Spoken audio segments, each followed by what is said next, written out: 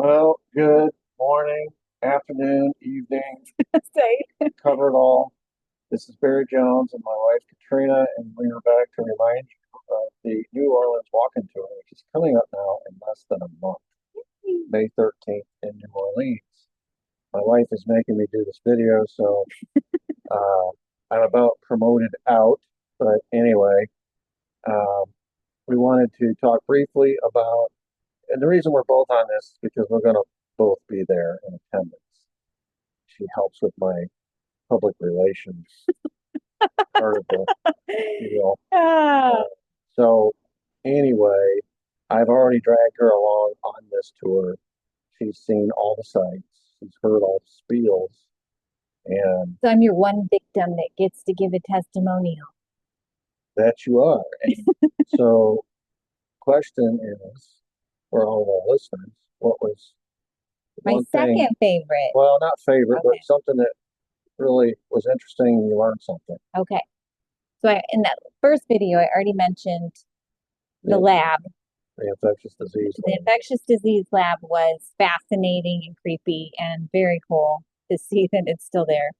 But the second thing that stood out to me was getting when we were downtown and we got to see what was the Riley Coffee Company. And It still is. It's yeah, still the Riley yeah. Coffee. And you took me down that one back alley where we could see where he would have come out the door. You could see how the story would come together so easily in a way that if you were just hearing you talk about it, you wouldn't feel that. But when you got to see how close the back door was and how he could leave and exit and then go down just a few steps into the garage, Right. um, and I forget all the details of that, but that just being able to like physically see that, it really brought the whole picture alive of how all of this was And so what pulled she's off. talking about is Riley Coffee, and it sits adjacent to uh, what was then in 1963 a garage. Mm-hmm. And it turned out to be a garage where a lot of intelligence people hung out. And so he would go into his cover job at the front door with Jude Ferry. She would clock him in, and he would promptly leave out the back door, which is at the time it was like a receiving door, like a loading dock kind of door. It would be open. He would just sneak out the back and take a few steps next door to the garage and enter through the back of the garage. And he'd spend some time in there because, as I said, this was an intelligence hangout. And so he's hanging out amongst friends, people that he knows. Sometimes he'd sit down and read magazines. There's a lot of gun magazines and things. But it was like a safe place for him to hang out. And then he would exit the front, right next door where he just entered the front of Riley Coffee, maybe 10, 15 minutes after he entered. Of course, I can imagine being his boss trying to find him. Yeah, Where the hell? I've often wondered Where? that. I'm like, surprised. So they could never give him a performance evaluation because he was never around. And he would leave for the day. And then he would check back in and re-enter Riley Coffee the same way he exited through the back door. Time to go catch the bus with Jude Ferry, and she's waiting out front for him. But you could see with this alleyway and the way these were, how how important it was that for Proximity. the proximity of them being so close together, and it was cool to be able to see that. And honestly, it's still pretty dated looking. So Yeah, there's several of the sites that we go to that really and changed. they haven't changed at all. You feel like it's 1960. I feel that way when I go to Louisiana Avenue. We look at David Ferry's homes with the two lots. Yes, yeah. They look almost identical to how they Mm. did back in the 60s. And then even Dr. Mary Sherman's townhouse or apartment, whatever it was. Well, especially in New Orleans, in the city of New Orleans, they don't change those things too Right, much. very similar. Yeah. Trina mentioned the infectious disease lab. Other than the fact that buildings around it have been updated, the building where the lab was, or where the The the, gun, that big. the radar, it's not a radar gun, but We're both struggling. the where Dr. Mary Sherman zapped the cancer soup with the radiation. Um, that building is pretty much the same. Yeah. I mean, they've taken out the guts of what was in there, but you can see the residue remains. That to me is the most interesting because when you get to the Midtown section, which is Louisiana Avenue and above, which is David Ferry's two homes, Dr. Mary Sherman's condo, Oswald's rental home, Judith Berry's rental home, and the infectious disease lab and Dr. Oshner's home and the Oshner Clinic. That's all involved in the super secret Medical Manhattan Project, which to this day has never been revealed. I mean, you could make an argument that it is more secretive and the secret was more valuable to keep than even what happened with the JFK assassination, because all that's come out. Yeah. But what has not come out is that Medical Manhattan Project where they were developing a bioweapon. And the same Yeah, guy. you know, it's interesting when I talk to people about why we go to New Orleans and why why it's important to the story. For most people that I talk to on the street, they would have never made that connection. They had no idea that there was any kind of a bioweapon, being made and handled in the city of New Orleans and how that would be linked to JFK. So it is a fascinating part of the story and very relevant to what's gone on today in front of us, which is why the story is so important. And what's even more twisted in the whole thing is to know that most people think of Lee Harvey Oswald as being either they think he's the lone gunman or he's Patson, but he's related.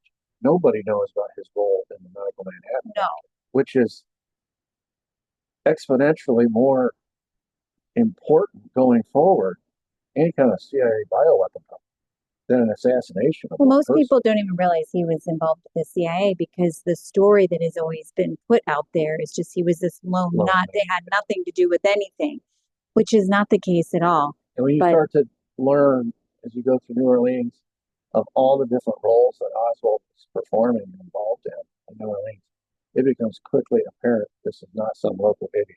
No, no. You can't do all the stuff he was doing. You can't be involved in all the stuff he was involved in. You can't be carrying out all the assignments simultaneously. I mean, he's juggling There's balls. A lot going on. He's juggling all these balls. He's got a family. He's working a cover job, He's carrying out intelligence assignments for Guy Bannister, or a procaster. Then he's sheep dipped as a procaster. He's carrying out assignments for Guy Bannister as anti-caster. Then in the afternoons, he's working with Judith Berry in his top secret CIA project. Then he's carrying on this relationship. I was going to say a secret relationship there. It's just amazing. And then, the trip to Mexico City right on the heels of that, he's constantly, all that summer, covering himself for wherever he's supposed to go. Like, for example, when he goes to the trip up to Oak Ridge and goes to the nuclear museum, you look on the manifest where he signed in, he writes his name with big letters, and then he puts USSR next. That was covered. That he was ordered to do that because that is part of the legend of Lee Harvey Oswald, that he is this Soviet spy. So he remembers to do that. Then the next day when he's giving a speech down in Mobile at the Jesuit College, again, it's about the cover. He's always. I used to hear teachers complain about how hard it was to be a teacher because you always have to be on. As soon as you step on campus, you have to be on, and you can't go back off until you leave campus.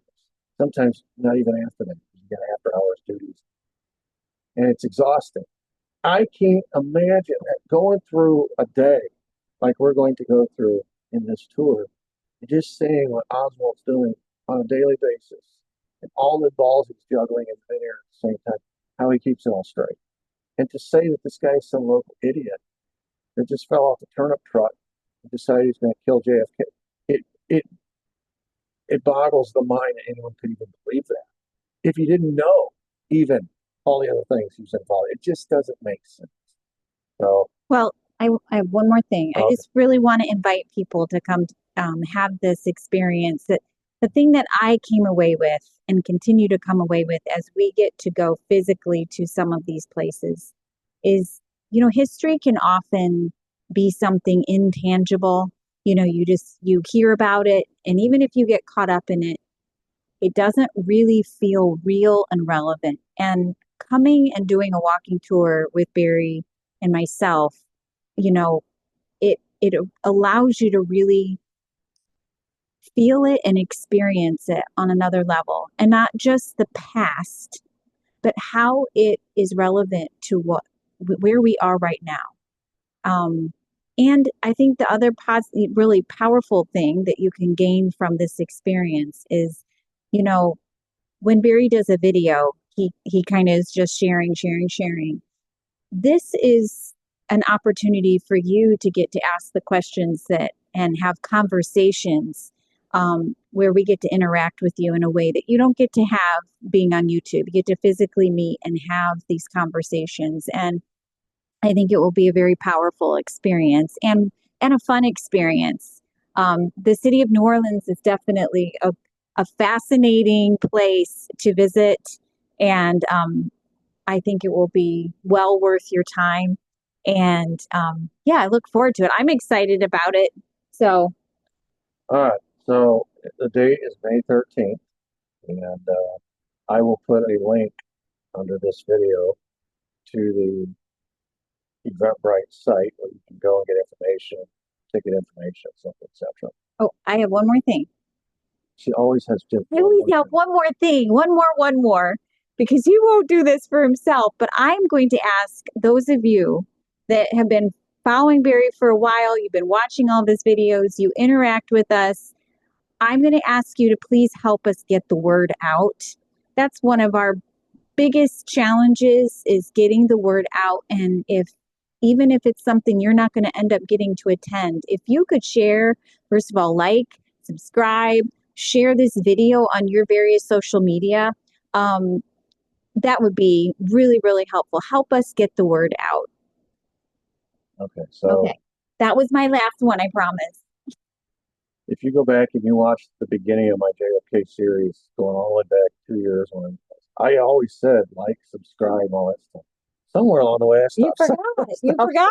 Yes. Like, All right. subscribe, comment, do all the things. Yes. All right. So I'll put the link in, and hopefully we'll see you on May 13th. Until then, I hope everybody has a great week. God bless. Yes. Thank you. Bye-bye.